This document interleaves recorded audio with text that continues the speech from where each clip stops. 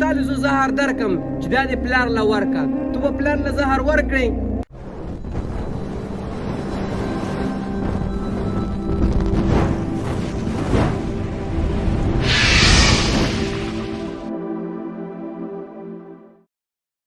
ښځې په تا باندې خو ما ډېرې جرکې وکړې دې کور ته راشه که نه ډېر درپسې خفه یم زما له کور ته درځه چې دې دغه بوډا پلار مړ کړې د درتلو سوچ هېڅکله مه کوه زه به دغه کور ته درځم چې دغه بوډا د منځ نه لېر شي ښځې لکه تو په ما باندې خامخا دا بوډا پلار وژنې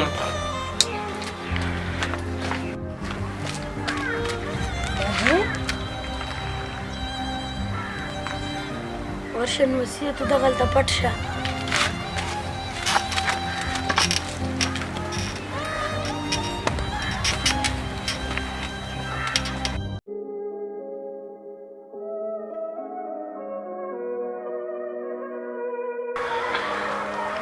داجي خو مې مړ کړو چې اوس بله راولمه داجي را باندې مړ کړو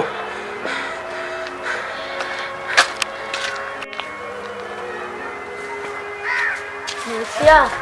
موږ ستا له لاسه بچ شو حاجي تا د دادا ولې وژنې سیا هېڅ پته نشته خو چې په دې کور کې ښه خبره کې بیا به دې په کور کې نه زغمي داجي را باندې ووژلو د چا خوښوي چې د ښځې لپاره خپل داجي ووژنې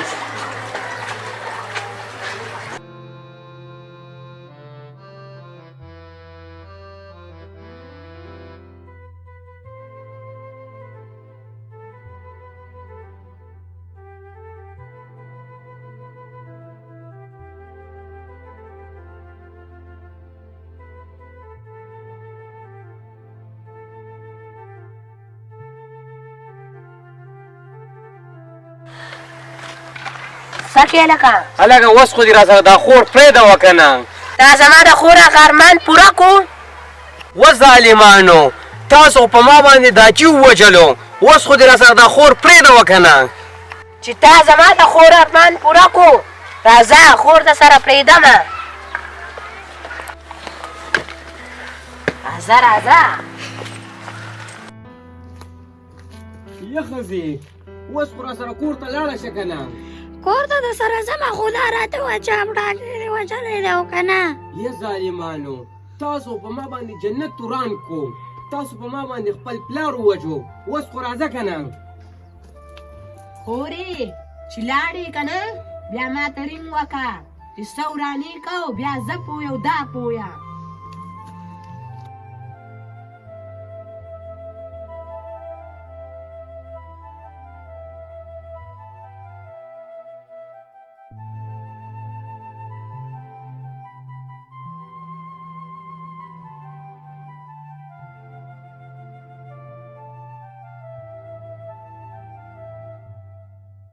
ښځې تا خو په ما باندې پلار ووژلو او دا وګوره په خپلو سترګو باندې داجي تاسو ژوندی یې تاسو خو ما په خپلو لاسو ووژلی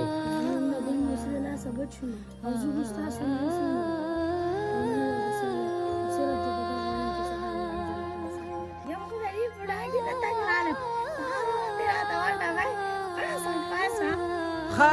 ښځې په دې معمولي خبره باندې تو په ما باندې پلار وژنې چې سهار پاسه او که چېرې تا له زه زهر درکم چې دا دې پلار له ورکه تو به پلار له زهر ورکړې باندې ولې خپل پلار وژنې